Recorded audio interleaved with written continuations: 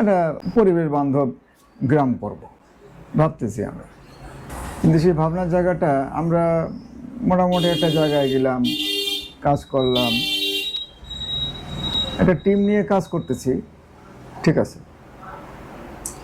সেই টিমটার মধ্যে হঠাৎ করে এই যে বাল্যবিবাহর যে বিষয়টা আমার কাছে সামনে আসলো, এটা খুবই ভয়াবহ দৃশ্য। আমি শুনেছি ওদের কাছ থেকে যে বাল্যবিবাহ তোমাদের এলাকায় কীরকম হচ্ছে। আমার বলল যে স্যার বাল্যবিবাহ প্রচুর হচ্ছে। হ্যাঁ, কী লেভেলের, কোন লেভেলে, 7-8 উঠলে আর থাকতেছে না। বলো কি অবস্থা। এখন আমরা যে টিমটা বানাইছি এটা কেমনে এগোবো? একটা লোকে তুমি কিছু দূর শিখাইছো, লেখাপড়া শিখাইলে, বললে, করলে, এরপরে যদি সে চলে যদি যায় তাহলে তারে কি কেমনে কি হবে? তো এই বিষয়গুলো তো আমাদেরকে কোনো একটা জায়গায় এক্সপ্লেন করতে হবে, বলতে হবে যে এই বিষয়টা যদি এরকমের হয় তাহলে কিন্তু আমরা এই টিম নিয়ে কিন্তু এগোতে পারবো না। আমরা লার্নিং দিচ্ছি, আমরা শেখাচ্ছি, বলছি।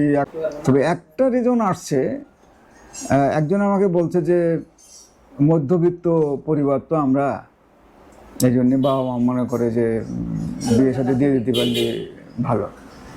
কিন্তু এই যে মেন্টালিটি, যে এই যে অল্প বয়সে যারা বিয়ে করছেন বা আমরা যারা বিয়ে দিচ্ছি পরিবারের, এদের তো খুবই মারাত্মক, খুবই খারাপ।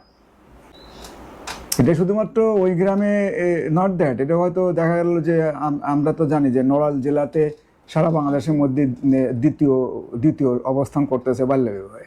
আমরা একটা পরিবেশ বান্ধব এলাকা গড়ার জন্য চিন্তা করছি, তাহলে এতেই তো পরিবেশ নষ্ট হয়ে যাচ্ছে।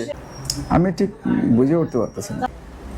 যাই হোক, এ নিয়ে আমাদেরকে এক্সপ্লেন করতে হবে, এক্সপ্লেন করে বলতে হবে যে আসলে আগে পরিবেশ রক্ষা করতে গেলে আমাদেরকে নিঃসন্দেহে মানুষের পরিবেশটা ঠিক করতে হবে, মানুষের মানসিকতা ঠিক করতে হবে।